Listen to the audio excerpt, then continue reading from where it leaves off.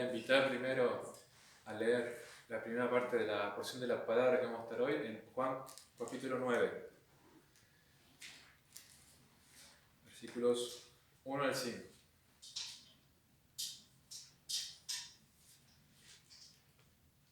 Y después vamos a orar.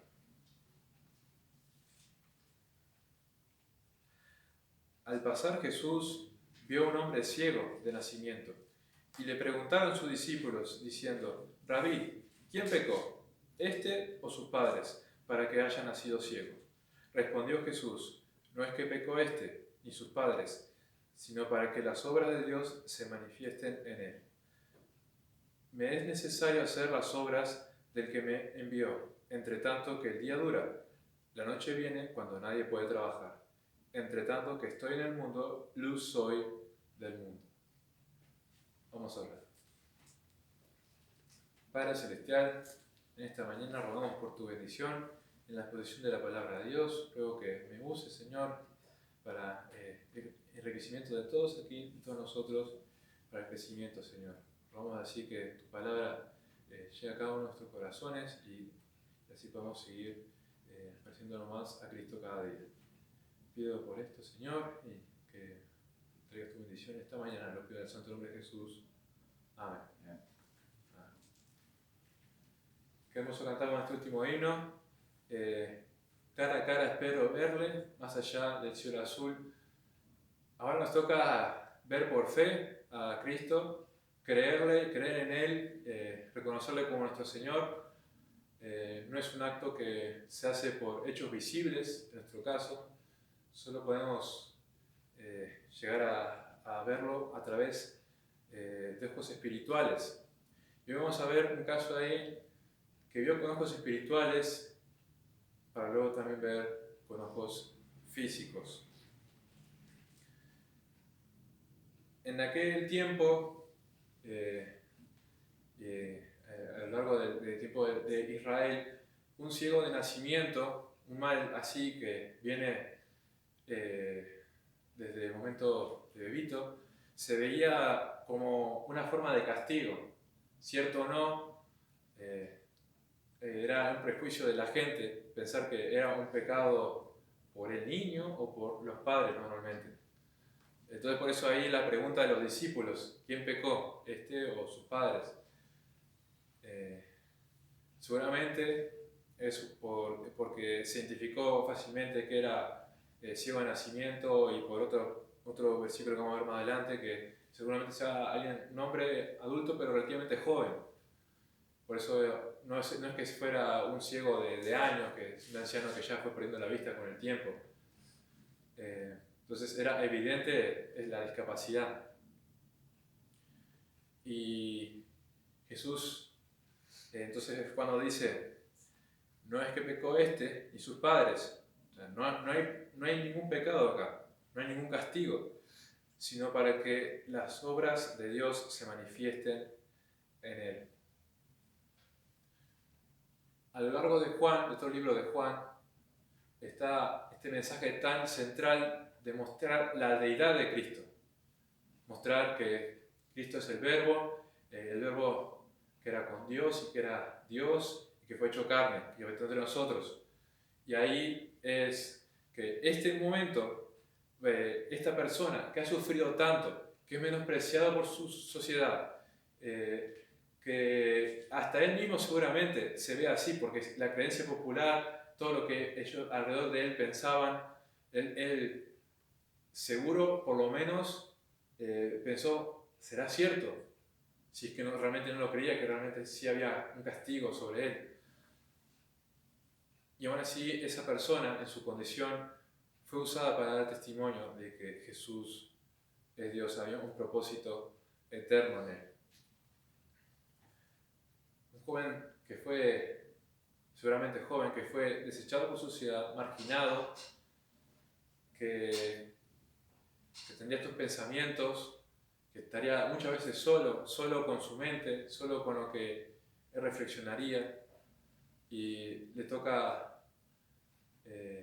llevar así toda su vida, todo lo que él había estado aquí en este mundo, mendigando, sentado, pidiendo lástima, pidiendo limosna, dando lástima.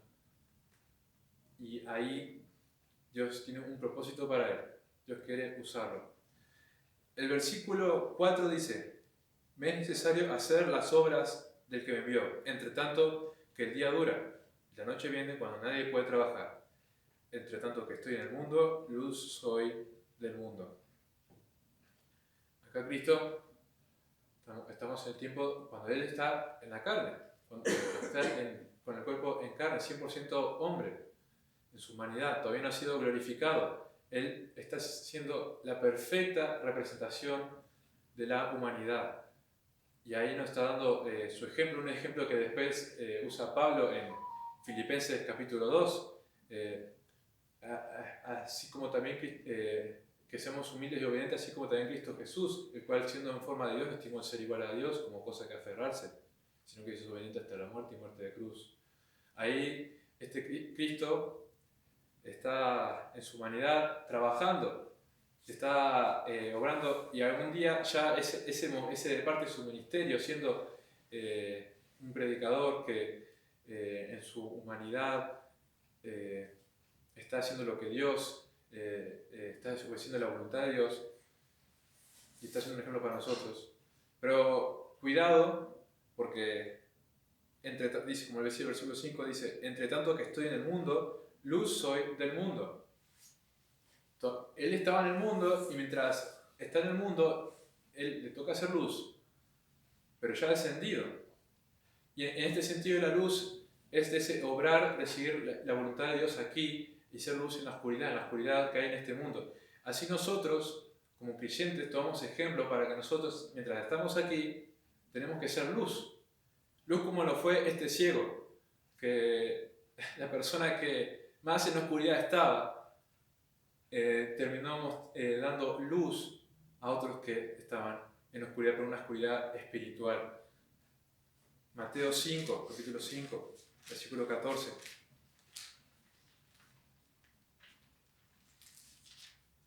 Mateo 5, capítulo 14, dice: vosotros sois la luz del mundo. Una ciudad asentada sobre el monte no se puede esconder, ni se enciende una luz y se pone debajo de un almud, sino que sobre el candelero, y alumbra a todos los que están en la casa.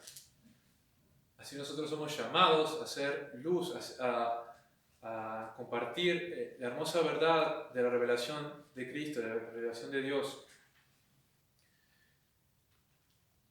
Y quiero que mostrarnos que en este momento podamos ver en este pasaje un ejemplo precioso y que sirva para ánimo, en que sea cual sea nuestra condición, nuestro pasado, lo que hemos sido, cómo Dios nos usa, cómo Dios tiene propósitos para nosotros, cómo Dios a los que aprovecha todo para bien, a los que conforme a su propósito son llamados. Entonces aquí vamos a aprender a alguien que fue valiente y tuvo valor y cumplió su propósito eterno. Volvemos a nuestro pasaje en Juan capítulo 9.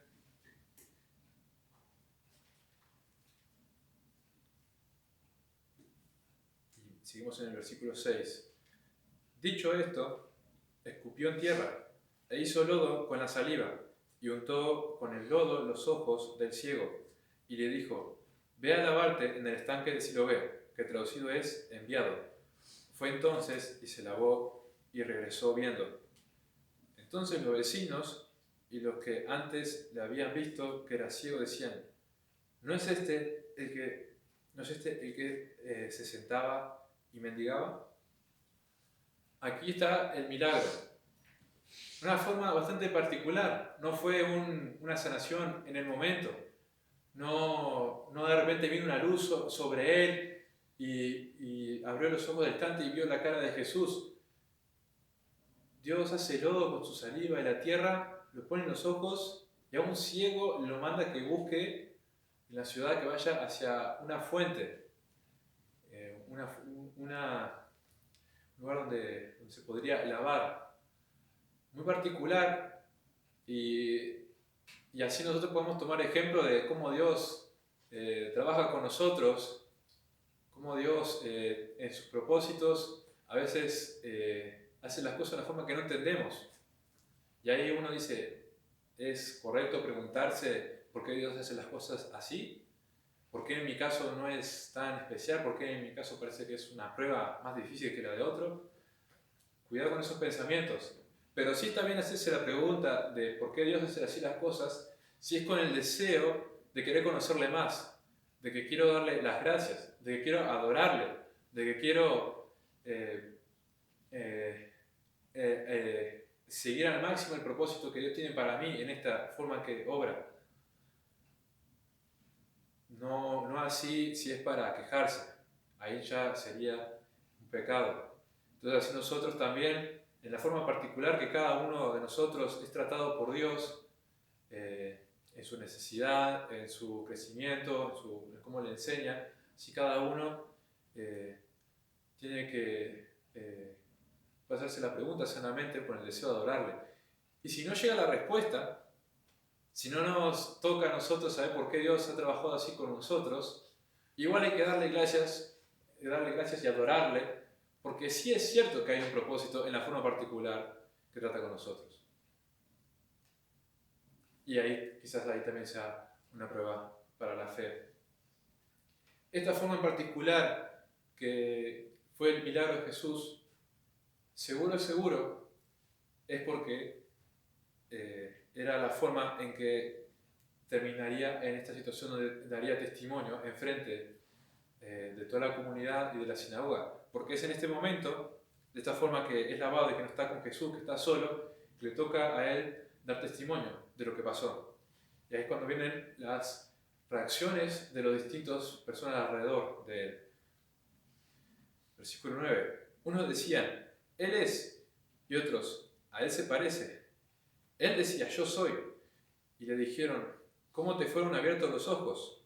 Respondió él y dijo, aquel hombre que se llama Jesús hizo lodo, me untó los ojos y me dijo, ve al Siloé y lávate. Y fui y me lavé y recibí la vista.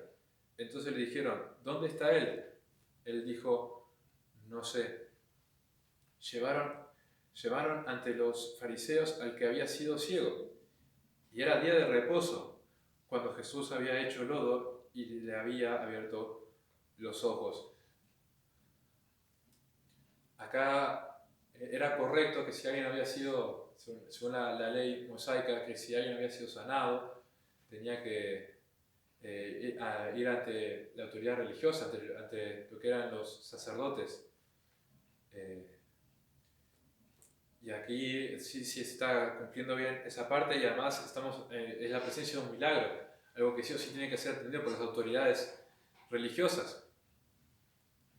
Y ahí, en ese momento, le toca estar solo, dando testimonio de algo que pasó y todavía no conoce muy bien, porque ya vamos a ver más adelante que él todavía no sabía exactamente que Jesús era el Hijo de Dios, pero sí sabía que era un milagro, y que este milagro era de Dios, que era de Jesús, que él había confiado y no iba a negar el hecho de que Dios había tocado su vida para bien de él. Seguimos leyendo. Volvieron pues a preguntarle también los fariseos cómo había recibido la vista. Él les dijo, me puso lodo sobre los ojos y me lavé y veo. Entonces algunos de los fariseos decían, este hombre no procede de Dios, porque no guarda el día de reposo. Otros decían, ¿cómo puede un hombre pecador hacer estas señales? Y había disensión entre ellos. El día de reposo, que había sido lleno de leyes, de mandamientos de hombres, para practicar una religiosidad que Jesús condenó muchas veces. Y aquí estaba una oportunidad más para los fariseos, encontrar una forma de acusar a Jesús ante la comunidad, ante la sociedad. El día de reposo, que no se podía trabajar, que no se podía obrar, levantar la mano para hacer esfuerzo. Y ahí ven un milagro, un acto de sanación, que hizo lodo con tierra y saliva. y eso para ellos era suficiente para condenar, para decir que era pecador, pero era tan así el milagro y el testimonio de que esa persona, ciego de nacimiento, había recibido la vista, que entre las autoridades religiosas estaba la discusión, ¿cómo puede ser eso posible? No es pecado, es en pecado estar trabajando un día de reposo, pero aquí es un milagro que solo puede proceder de Dios. Y había discusión y no se ponían de acuerdo. Entonces volvieron a decirle, al versículo 17, entonces volvieron a decirle al ciego, ¿qué dices tú del que te abrió los ojos? Y él les dijo que es profeta. Por aquí vamos entendiendo o viendo lo que este hombre entendía de quién era Jesús. Y no era un conocimiento completo. No era un hombre con toda la formación posible. Como ciego que él está muy marginado de la educación, de la comunidad, de participar en los eventos religiosos, más que mendigando desde afuera. Pero cuando él dice que es profeta, ya está reconociendo un par de cosas de quién es Jesús. Una es que venía de Dios, que su poder venía de Dios, y que era lógico hacerse discípulo de él. Y eso queda más claro también en el versículo más adelante. Él habló de su fe, una fe que era muy, muy sencilla, pero esa fe, y una fe que tenía que ejercitarla siendo él una vergüenza para la sociedad. Alguien que es totalmente marginado, alguien que está muy humillado, alguien que su familia, si no les convenía, no lo defendían. Así él igual fue valiente y fue usado por Dios en ese momento. Así nosotros podemos animarnos y confiar que, sea cual sea nuestro pasado, nuestra condición, lo que hayamos sido formados y en el conocimiento de la palabra de Dios, hay propósitos eternos para nosotros. Y podemos tomar ánimo en este hombre para dar testimonio, para hacer luz, para darle gloria a nuestro Señor Jesucristo. Versículo 18. Pero los judíos no creían que él había sido ciego y que había recibido la vista, hasta que llamaron a los padres del que había recibido la vista, y le preguntaron diciendo, ¿es este vuestro hijo, el que vosotros decís que nació ciego? ¿Cómo pues ve ahora? Sus padres respondieron y les dijeron, sabemos que este es nuestro hijo y que nació ciego, pero como ve ahora, no lo sabemos, o quién le haya abierto los ojos, entonces nosotros tampoco lo sabemos. ¿Edad tiene? Preguntarle a él, él hablará por sí mismo.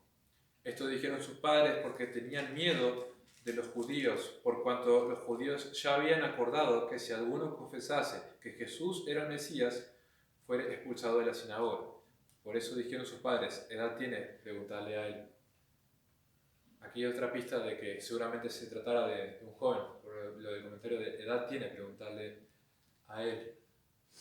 Pero sí o sí lo que queda registrado, y es interesante que haya sido registrado porque quiere decir que hay testimonio a Juan de ese evento que solo vio el ciego y los padres del ciego y algunos otros de la comunidad.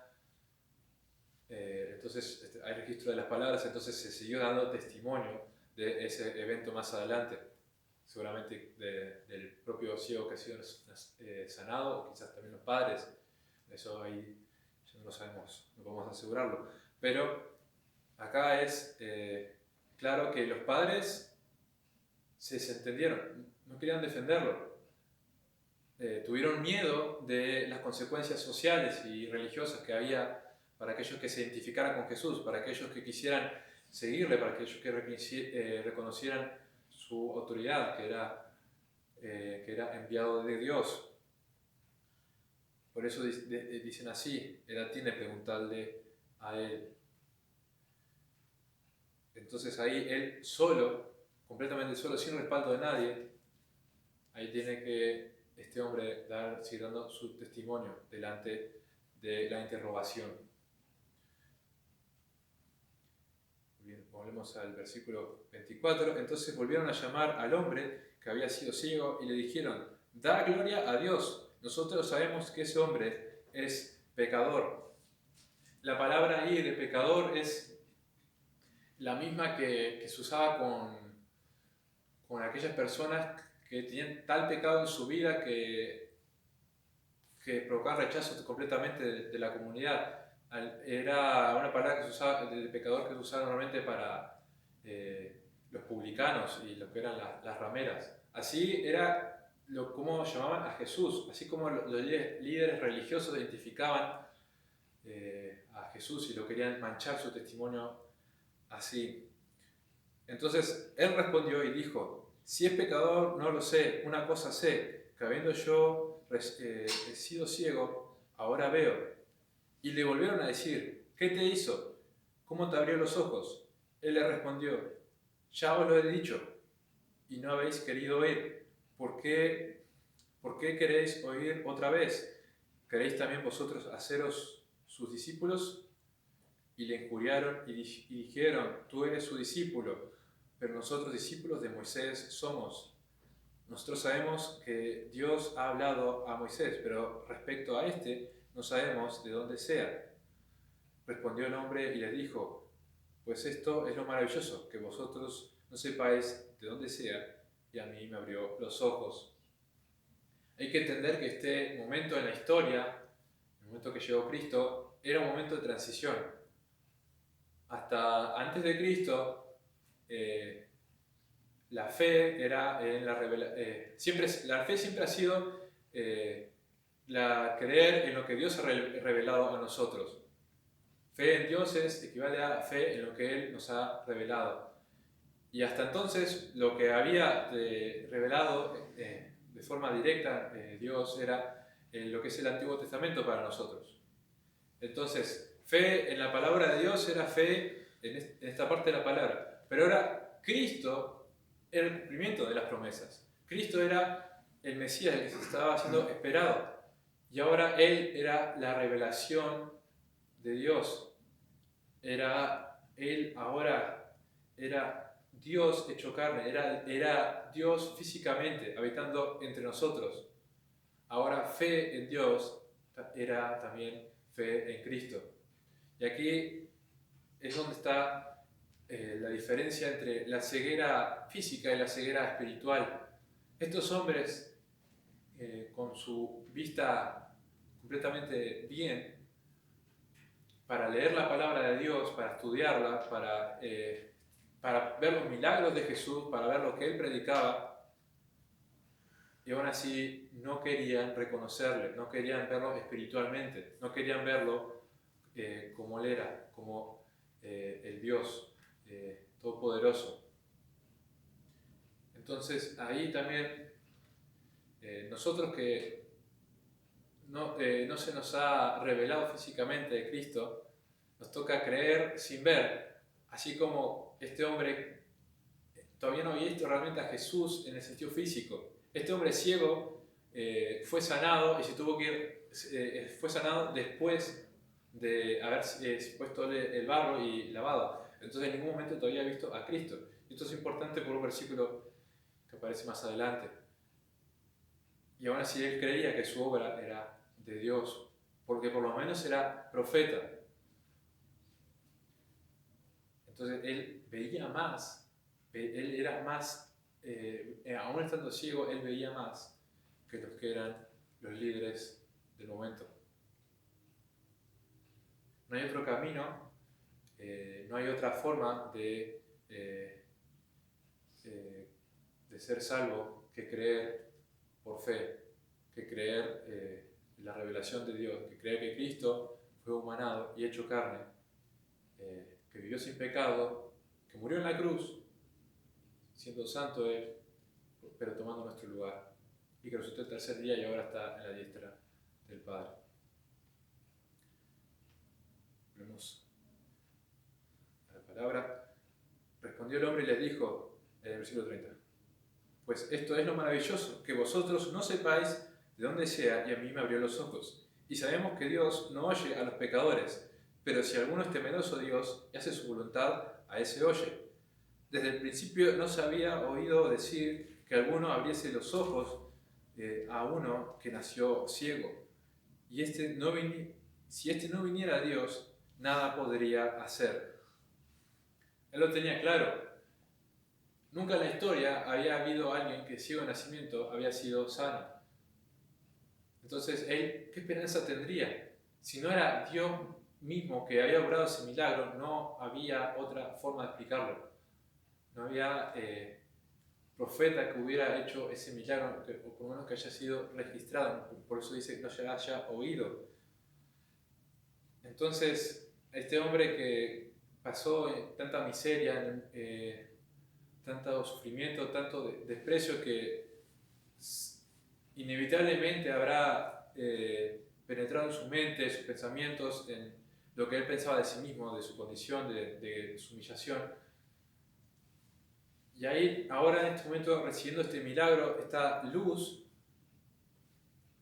veía más claro que los líderes. Por eso también, esto más personal, que creo que él es joven, porque no tenía miedo de medio burlarse de ellos. Cuando no puedo sacarme la idea, la imagen de cabeza, cuando responde y dice, pues esto es lo maravilloso, que vosotros no sepáis de dónde sea, y a mí me abrió los ojos.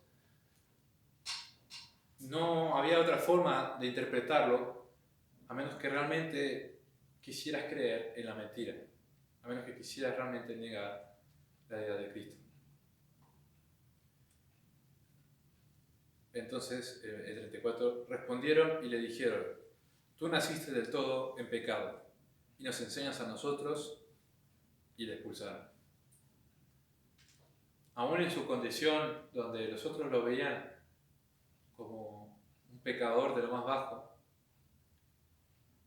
casi al nivel de lo que sería una prostituta, solo que en su caso recibiría más lástima y conmiseración. Y aún así se atrevió a pararse enfrente de ellos y decirles la verdad. Tuvo ese valor porque sabía lo que Dios había hecho en su vida. Versículo 35. Oyó Jesús que le habían expulsado y hallándole le dijo, ¿crees tú en el Hijo de Dios? Respondió él y dijo, ¿quién es, Señor, para que crea en él? Ya había reconocido su autoridad en cuanto a lo que correspondía a qué debía creer él, porque cuando le dice Hijo de Dios, el concepto de Dios teniendo un hijo era muy chocante para los judíos, como ya hemos visto en otras reuniones acá. Y ahí él está dispuesto a creer en lo que sea que Cristo le vaya a decir, demostrando que él confía completamente que su palabra viene de Dios y que es autoridad para su vida. Pero también ahí vemos que él no sabía que Jesús era el Hijo de Dios. 37. Le dijo Jesús, pues le has visto, y el que habla contigo, él es. Es fácil saber qué significa y el que habla contigo, él es. Es fácil que ahí Jesús le está diciendo que él es el Hijo de Dios. Pero a mí me encantó la parte que dice, pues le has visto. O sea, en el pasado, en el momento que antes de que Jesús fuera él, con él ya habiendo recibido la vista, en el pasado él ya le ha visto.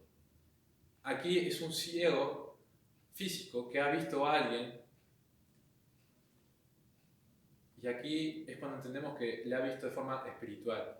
Y aquí, en el tiempo de Jesús, en el que todavía no hay, no es como nosotros, que tenemos que creer sí o sí sin ver físicamente, no nos queda más que tener una fe en algo que no se ve, en una convicción de algo que se espera.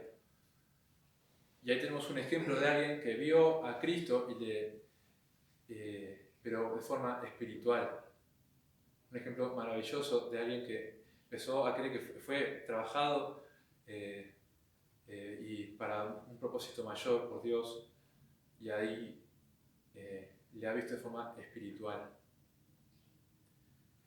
Así nosotros nos toca verlo, pero de forma espiritual también, y tomar ejemplo de este ciego.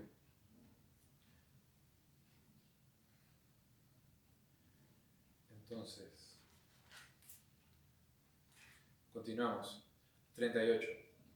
Y él dijo: creo, Señor, y le adoró. Confesó al Señor, confesó a Cristo como su Señor. Este hombre tuvo la salvación porque confesó a él y le adoró. Y le reconoció como su Señor.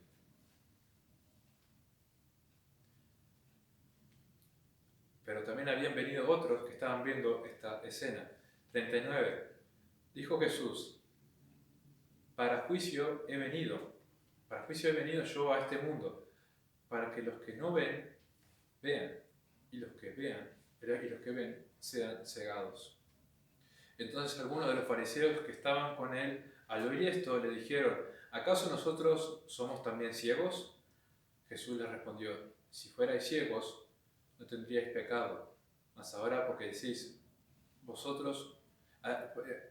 porque decís, vemos, vuestro pecado permanece. Ahí está, que le habían seguido a algunos de estos líderes religiosos, que están ahí presentes, buscando siempre la oportunidad para acusar a Jesús, obviamente. Y ahí podemos también ver: para juicio he venido yo a este mundo. Pero no es que, como dice en el Juan, no lo busquen, Juan 3, 17. Juan 3, 17. Porque no envió Dios a su Hijo al mundo para condenar al mundo, sino para que el mundo sea salvo por él. Pero no está diciendo acá, no está diciendo acá que para juicio he venido. No es que no vino a condenar. Hay una distinción acá. Ver a Cristo, ver la revelación de Dios a nosotros y no creer y no decidir negarlo, ser indiferente, rechazarlo, odiarlo, es pecado. Es pecado de no creer en Él. Y no podemos escapar al juicio del conocimiento, no podemos escapar del juicio, porque nadie escapa del conocimiento de Dios. La condena es en el futuro. Mientras estamos vivos, mientras estamos en esta tierra, aún tenemos oportunidad para confesarle, para rendirnos a Él. Pero entonces en ese momento será, cuando ya no habrá más oportunidad, en el momento será la condena, que recibimos el juicio que merecemos, si es que Cristo no tomó nuestro lugar en la cruz, que no creímos en Él. Entonces, ahí está esta pequeña paradoja: para los que no ven, vean, y los que ven sean cegados. Esta pequeña paradoja que se ve en esta historia. Gente que no la ha visto físicamente, gente que no entiende el completo la palabra de Dios, las promesas, de repente ven espiritualmente, de repente ven al Hijo de Dios, de repente conocen al Padre, de repente reciben al Espíritu Santo. Y los que siempre se han formado toda su vida y han estado recibiendo la palabra de Dios, no creen, son ciegos. Y los fariseos lo entendieron.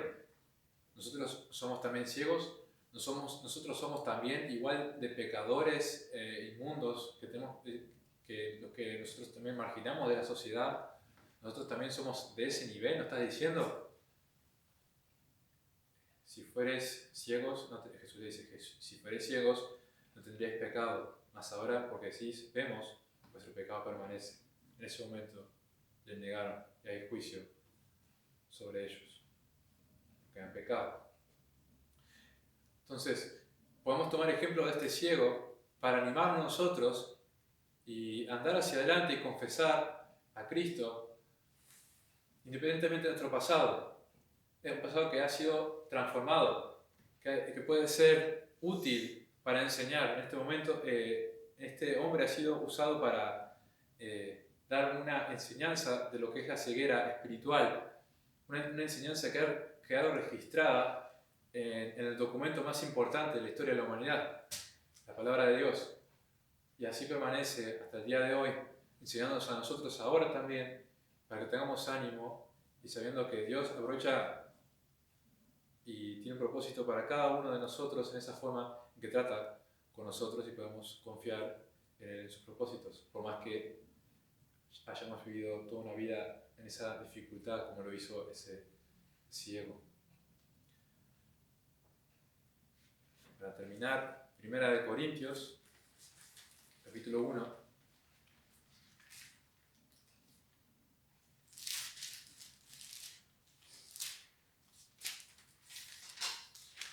1 Corintios, capítulo 1, versículos 28 al 31. Y lo vil del mundo y lo menospreciado escogió Dios, y lo que no es, para deshacer lo que es, a fin de que nadie se jacte en su presencia. Mas por él estáis vosotros en Cristo Jesús, el cual nos ha sido hecho por Dios sabiduría, justificación, santificación y redención, para que, como está escrito, el que se gloría, gloríese en el Señor. Cual sea nuestra situación, Dios la aprovecha, y es de Dios que viene cosas tan hermosas como es la sabiduría de Dios, justificación, la santificación y la redención. No nos gloriamos de que eso venga de nosotros. Si hay gloria en nosotros, es porque es gloria es gloria de Dios y para gloriarse en el Señor. Si nosotros, en esta humildad que debe caracterizar al cristiano, esa obediencia como está en Filipenses, y tomamos ejemplo de Cristo, nuestro Salvador, así también nosotros nos toca hacer como en Juan, como no hace falta que vuelva si quieren, Juan 9, 4, 5.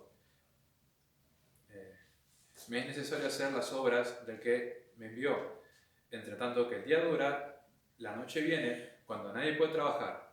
Entre tanto que estoy en el mundo, luz soy del mundo. Estamos en luz ahora y nos toca trabajar. Todavía no llegó la noche para nosotros, o sea, todavía estamos en esta tierra, todavía no llegó el fin de nuestra permanencia aquí y nos toca trabajar.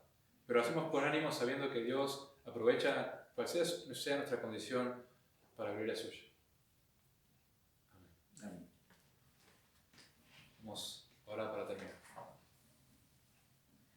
Padre Celestial, te ruego que esta mañana todos ya hemos sido edificados y que en este momento hayamos sido animados, Señor, a confesarte, a predicarte, a obrar, Señor, aprovechando cada momento, sabiendo que aún estamos en el día y nos toca obrar. Y saber que de ti viene ese poder y la única razón por la que podemos obrar así, sin vergüenza.